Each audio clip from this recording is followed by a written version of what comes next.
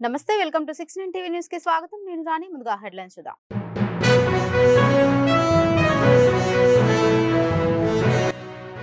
10 ఏళ్ల అవినీతి పాలనకు ఢిల్లీ ప్రజలు చమర గీతం పాడారు బీజేపీ గ్రాండ్ విక్టరీతో దేశంలో ప్రభంజనం మొదలైందన్న ఎంపీ డీకే అరుణ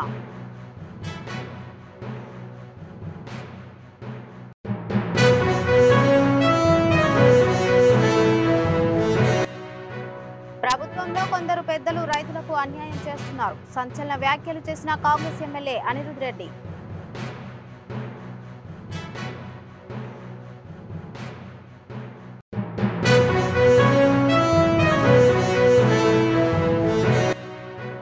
విద్యార్థి దశ నుంచే క్యాన్సర్ పై అవగాహన కలిగి ఉండాలి బసవ తారకం ఆసుపత్రి సేవలను కొనియాడిన సిపి సివి ఆనంద్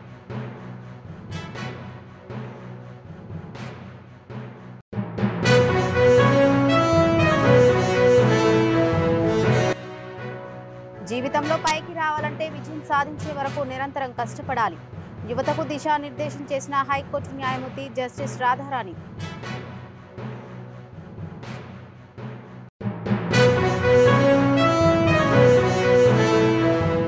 ఇక డీటెయిల్స్ చూసుకున్నట్లయితే ఢిల్లీలో బీజేపీ విజయం తర్వాత ఆ పార్టీ జాతీయ ఉపాధ్యక్షురాలు మహబూబ్ నగర్ ఎంపీ డీకే అరుణ స్పందించారు ఢిల్లీ అసెంబ్లీ ఎన్నికల్లో బీజేపీ గ్రాండ్ విక్టరీతో దేశంలో బీజేపీ ప్రభంజనం మొదలైందన్నారు మొత్తం 70 స్థానాల్లో 47 స్థానాలు గెలిచి బీజేపీ చరిత్ర సృష్టించిందన్నారు తాను ప్రచారం చేసిన జనక్పురి వికాస్పురి రాజౌరి గార్డెన్స్లలో పార్టీ అభ్యర్థుల గెలుపుపై ఆమె హర్షం వ్యక్తం చేశారు 10 ఏళ్ల అవినీతి పాలనకు ఢిల్లీ ప్రజలు చమర గీతం పాడారని డీకే అరుణ తెలిపారు అనేటువంటి ఆకాంక్ష ప్రజల్లో కనిపిస్తా ఉంది వాళ్ళ చాలా స్పష్టంగా ఢిల్లీ ప్రభుత్వం మీద కేసులు పెట్టడం అక్రమ కేసులు పెట్టారు అదే విధంగా వివిధ ఇబ్బందులు పెట్టి కుట్రలు చేసి గెలిచేది బీజేపీని ఆరోపిస్తున్నారు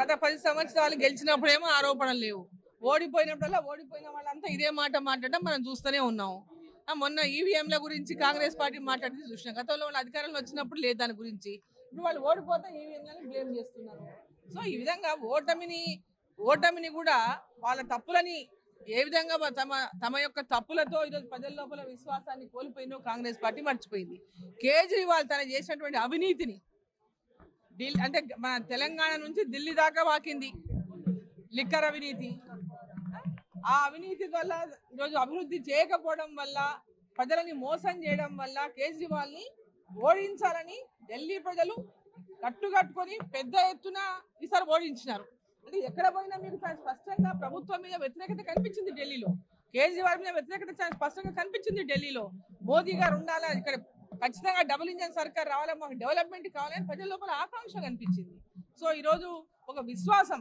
అభివృద్ధి ఎవరి వల్ల జరుగుతుంది ఎవరుంటే దేశానికి బాగుంటుంది ఎవరుంటే రాష్ట్రానికి అభివృద్ధి జరుగుతుంటే లక్ష్యము ఈరోజు ఆ యొక్క విజన్ని ప్రజలు చేయగలుగుతుంది అంత స్పష్టంగా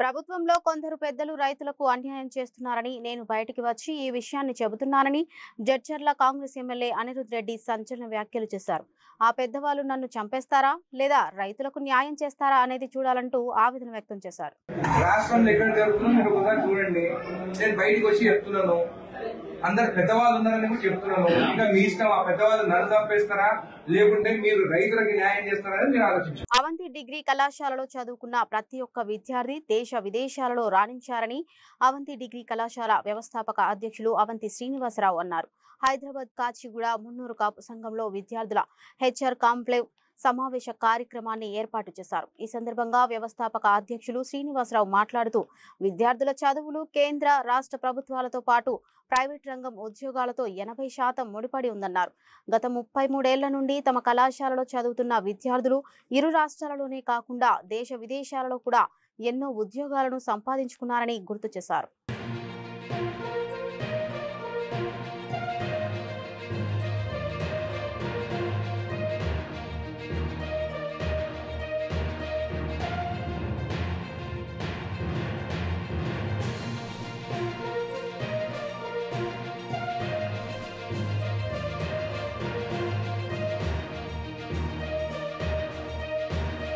హైదరాబాద్లోని Avanti degree and PG college ఆధ్వర్యంలో ఒక హెచ్ఆర్ కాన్క్లేవ్ ఆర్గనైజ్ చేయడం జరిగింది.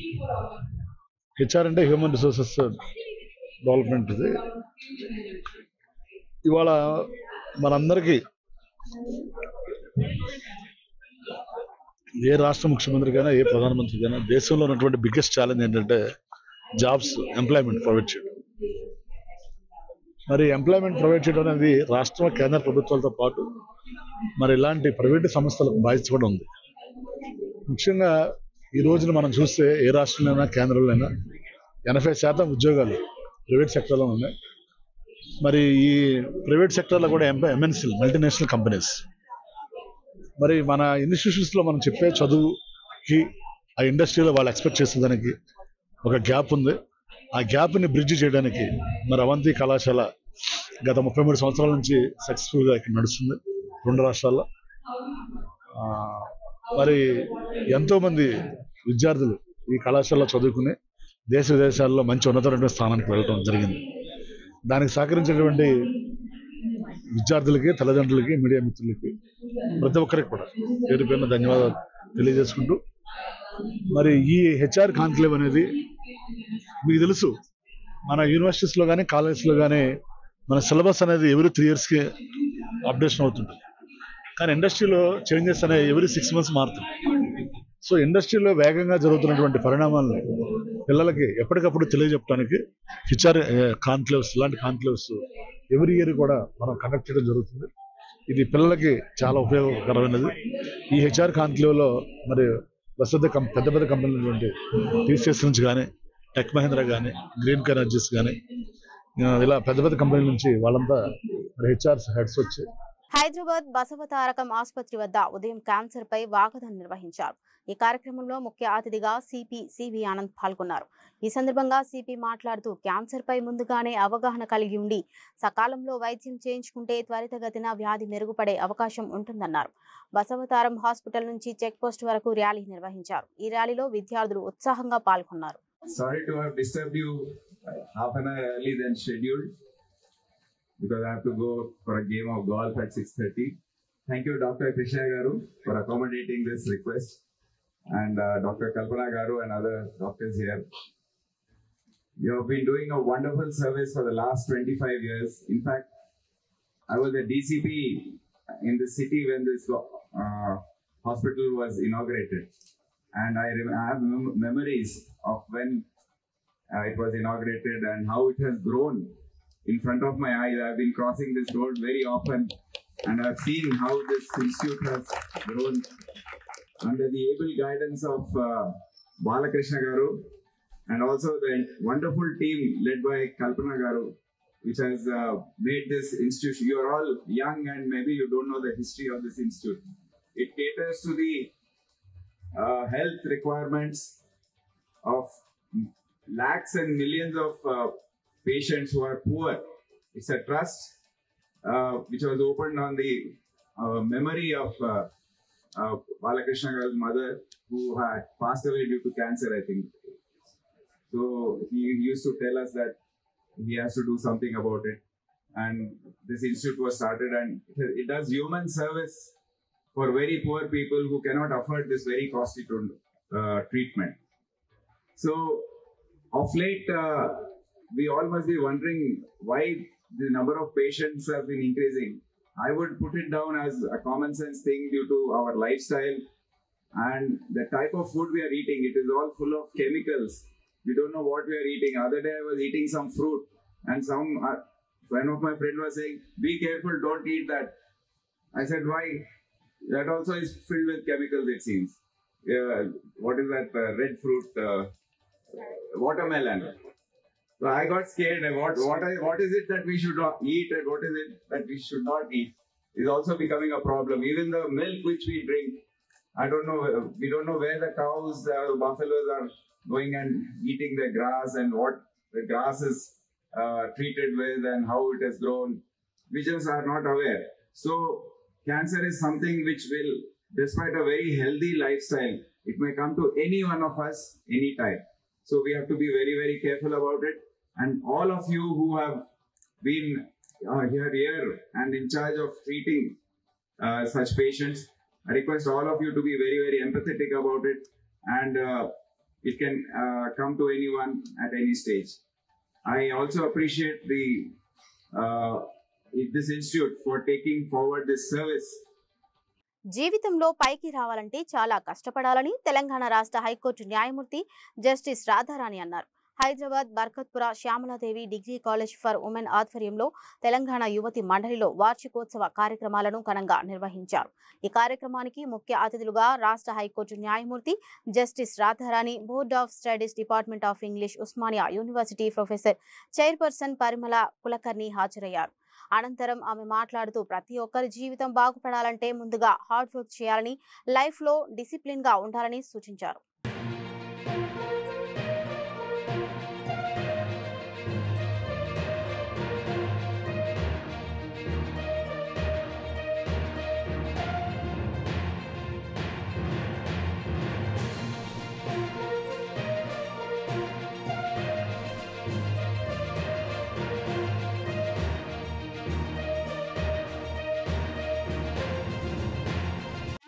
ఆ తర్వాత హైకోర్టు జడ్జిగా ఎలివేట్ అయ్యాం. ఇంకా కష్టం మనకి ఏది ఊరికే రాదు. జీవితంలో పైకి రావటం అన్నది తేలిగ్గా జరగదు. చాలా కష్టపడాలి, పర్సీవరెన్స్ ఉండాలి. అది నేను మీకు చెప్పదలుచుకున్న విషయాలు. అది పర్సీవరెన్స్ ఉండాలి, హార్డ్ వర్క్ ఉండాలి, డిసిప్లిన్ ఉండాలి. మన లైఫ్ లో ఒక డిసిప్లిన్ ఉండాలి. ఉదయం లేస్తే ఏం చేస్తాము అంటే, మనం లేవగానే మన దుప్పటి మనం మడత పెట్టుకుంటున్నామా అన్నది కూడా ఇంపార్టెంట్. ఎన్ని గంటలకు లేస్తున్నాం, ఎన్ని గంటలకి బ్రష్ చేసుకుంటున్నాం, ఎప్పుడు చదువుకుంటున్నాం. తెల్లవారుజామున చదువుకోవటం అనేది మైండ్ చాలా కాన్సన్ట్రేటెడ్ గా ఉంటుంటుంది. చాలా మంది సూర్యోదయాన్ని చూడటం లేదు ఈ కాలం పిల్లలు ఎవ్వరు. 7 తర్వాత లేవటం అలవాటు అయిపోతే అప్పటికే సూర్యోదయం అయిపోతూ ఉంటుంది. సూర్యోదయంలో అందాన్ని చూడలేరు. అలాగే నక్షత్రాల్ని, చందమామని, చల్లగాలిని అనుభవించడం ఎంతమంది చేస్తున్నారు అన్నది నాకు తెలియదు.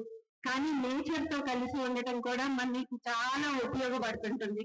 నేచర్ తో గనక మనం ఉంటే గనక మనకి జ్ఞాపకాలు, చెరిగిపోయిన జ్ఞాపకాలు ఏవి అనుకుంటే, మనం చిన్నప్పుడు మంచం మీద పడుకున్నాయో, మన చిన్నప్పుడు ఒక మల్లె తీగతో పక్కన అక్కడ ఆడుకున్నాయో, అట్లాంటి జ్ఞాపకాలే అన్ని నేచర్ తో ముడిపడ్డాయి ఉంటాయి. నేచర్ ని విస్మరించకూడదు. వాటికి హాని కలగకుండాను మనం ముందుకు ఎలా వెళ్ళాలి అని. ఆడపిల్లల చదువు అంత తేలిగ్గా రాలేదు. ఎంతో కష్టపడితే, ఎన్నో ఉద్యమాలు చేస్తే, సావిత్రిబాయి పూలే లాంటి వాళ్ళు ఒక 190 సంవత్సరాల క్రితం ఎంత కృషి చేస్తే ఆడపిల్లలు చదువుకొని ఇప్పుడు ఈ రకంగా రాగలుగుతున్నారు. ఈ డిగ్రీ కాలేజ్ ఆడపిల్లలకి ఉందంటే, ఆడపిల్లలు చదువుకుంటే ఒక కుటుంబం మొత్తం బాగుపడుతుంది అంటారు. ఒక అమ్మాయి చదువు రేపు మీరు చదువుకుంటే పిల్లల్ని చదివిస్తారు, తప్పకుండా చదివిస్తారు. మీ పిల్లల్ని వదిలేరు కదా, అంతకంటే ఎక్కువ చదవడానికే ప్రయత్నం చేస్తారు. కానీ మనకు వచ్చిన చదువుని వాళ్ళకైనా ఉపయోగిస్తాం. అలాగే మీకు ఇంకొకటి, ఇండిపెండెంట్ గా ఉండటానికి ప్రయత్నం చేయండి. వీలైనంత వరకు డిపెండెంట్ గా ఉండకుండా ఇండిపెండెంట్ గా ఎలా ఉండాలి అనే దానికోసం దాన్ని ఎప్పుడూ వదులుకోబాకండి.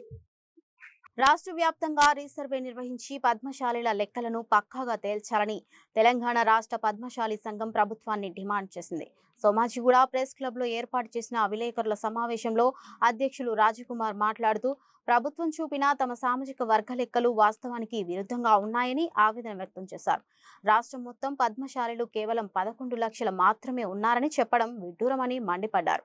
సుమారు 30 లక్షలకు పైచిలుకు పద్మశాలిల జనాభా ఉంటుందని స్పష్టం చేశారు.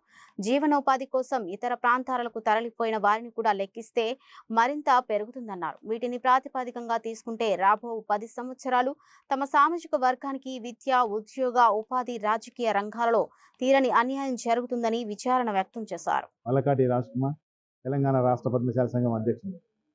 ఇక్కడికి వచ్చిన మీడియా మిత్రులందరికీ నా హృదయపూర్వక నమస్కారాలు తెలియజేస్తూ, ఈ మన తెలంగాణ రాష్ట్ర ప్రభుత్వం కులగణలో మా పద్మశాలి సంఘం ద్వారా ఏదైతే పరిశీలించినామో, ఆ పరిశీలనలో 30 లక్షల జనాభాను 11 లక్షలకు తీసుకొచ్చారు. ఏదైతే 2011, 2014లో జరిగిన సర్వేలో 14 లక్షల జనాభాను చూపించారు. ఇప్పుడు ప్రస్తుతం అదే 12 లక్షలు చూపించారు. 2014 నుండి 2025 వరకు 12 లక్షల నుంచి 14 లక్షల నుంచి 12 లక్షలు అయింది తప్ప మరి ఈ 14 సంవత్సరాల్లో అసలు మా పద్మశాలీలు పెరగలేదా లేదా ఎక్కడైనా పోయారా అది అర్థం కాకుండా ఉంది. ఇది లోపభూయిష్టమైన సర్వే. దీన్ని మేము పూర్తిగా ఖండిస్తున్నాం. ఈ సర్వేను మళ్ళీ రీసర్వే చేయాలని ప్రభుత్వానికి మేము మనస్ఫూర్తిగా విన్నతి చేసుకుంటున్నాం. దీని ద్వారా మాకు ఆర్థికంగా, రాజకీయంగా, తర్వాత విద్యాపరంగా ఎన్నో మాకు వచ్చే లాభాలని మేము దాన్ని పూర్తిగా హరించుకుపోతాం. మా సమాజానికి మా ద్వారా మేమేం మేలు చేయలేని పరిస్థితి మాకు ఏర్పడుతుంది. కాబట్టి దయచేసి ఇట్టి సర్వేను రీసర్వే చేసి మా కుల బంధువులందరికీ మా కులానికి ఏమనంటే కులగణన కాకుండా కులగణన అంటే పద్మశాలి వాళ్ళు ఎంతమంది ఉన్నారు అంటే 11 లక్షలు 12 లక్షలు చూపిస్తుంది. అది అన్యాయమైన విషయం. 2014-15 14 లక్షలు 16 లక్షలు చూపిస్తే ఇప్పుడు 12 లక్షలు 11 లక్షలు అంటే కిందికి దిగుతుందా పైకి పోతుందా? తర్వాత 11 ఏళ్ళ తర్వాత ఇప్పుడు 11 తర్వాత మా ఉద్దేశం చెప్తున్నా, దాదాపుగా అప్పుడే తప్పు జరిగింది, తక్కువ జనాభా చూపిస్తున్నారని మేము అప్పుడే అన్యాయం అని అనుకుంటే ఇప్పుడు ఇంకా పూర్తిగా అన్యాయం చేస్తాం. అంటే పద్మశాలి కులాన్ని అణగదొక్కడానికి మాత్రమే ఇది పనిచేస్తున్నట్టు కనబడుతుంది.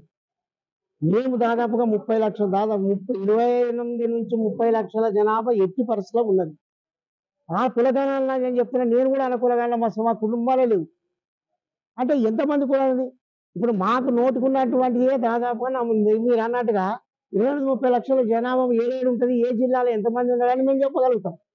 ఇవాళ సిద్దిపేట జిల్లాలో ఎంతమంది, సిరిసిల్ల జిల్లాలో ఎంతమంది ఉన్నారు, తర్వాత అదే గద్వాల్లో ఎంతమంది ఉన్నారు, వరంగల్ ఎంతమంది, హన్మకొండలో ఎంతమంది, ఈ లక్షల మందిని తీసుకొచ్చి ఒకటే 11 లక్షలు 12 లక్షలు చూపిస్తే ఒక 5-6 జిల్లాల జనాభాను చూపిస్తున్నారు. ఇలా 33 జిల్లాలు ఉన్నాయి. ఒక్కొక్క కాన్స్టిట్యున్సీలో 40 ఓట్లు 40,000 ఓట్లు. సిరిసిల్ల కాన్స్టిట్యున్సీలో 88,000 పద్మశాలి ఓటర్స్ ఉన్నారు. మరి దానిలో ఓటర్లు ఉంటే మరి జనాభా ఏ విధంగా చూపించారు? బేగంపేట్ మేరీ గోల్డ్ హోటల్లో జరిగిన హైదరాబాద్ మేనేజ్మెంట్ అసోసియేషన్ వజ్రోత్సవ లీడర్షిప్ సదస్సు నిర్వహించారు. 1964లో ప్రారంభమైన హెచ్ఎంఏ ఈ ఏడాది 60 సంవత్సరాలు పూర్తి చేసుకుంది. ఇన్స్పైర్, ఇన్నోవేట్, ఇంపాక్ట్ థీమ్తో నిర్వహిస్తున్న ఈ సదస్సులో అపోలో, సైంట్, ఐటీసీ, హనీవెల్ ప్రతినిధులు పాల్గొన్నారు. టెక్నాలజీ పెరిగే కొద్దీ పనితీరు మారుతుందన్న విషయాన్ని అందరం గుర్తించాలని, దానికి అనుగుణంగానే మనల్ని మనం మలుచుకోవాలని సైంట్ వ్యవస్థాపక చైర్మన్, బోర్డు సభ్యుడు డాక్టర్ బివిఆర్ మోహన్ రెడ్డి అన్నారు.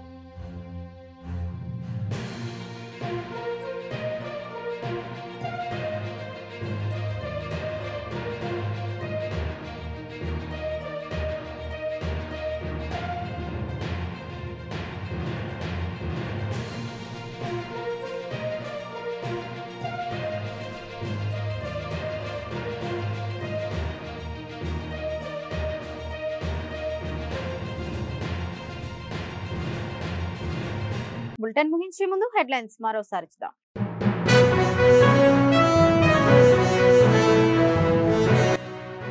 పదేళ్ల అవినీతి పాలనకు ఢిల్లీ ప్రజలు చమర గీతం పాడారు. బీజేపీ గ్రాండ్ విక్టరీతో దేశంలో ప్రభంజనం మొదలైందన్న ఎంపీ డీకే అరుణ.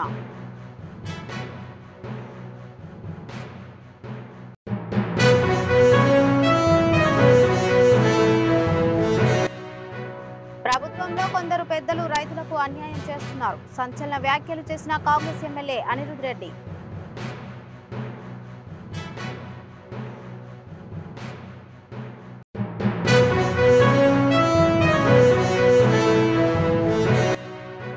విద్యార్థి దశ నుంచే క్యాన్సర్ పై అవగాహన కలిగి ఉండాలి. బసవ తారకం ఆసుపత్రి సేవలను కొనియాడిన సిపి ఆనంద్.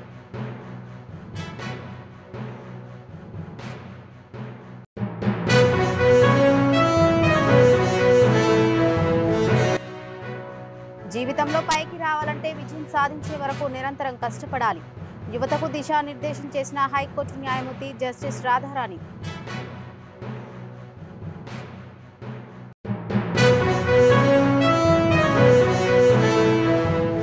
ఇవి ఇప్పటివరకున్న అప్డేట్స్. మరిన్ని అప్డేట్స్ కోసం చూస్తూనే ఉండండి 69 టీవీ న్యూస్.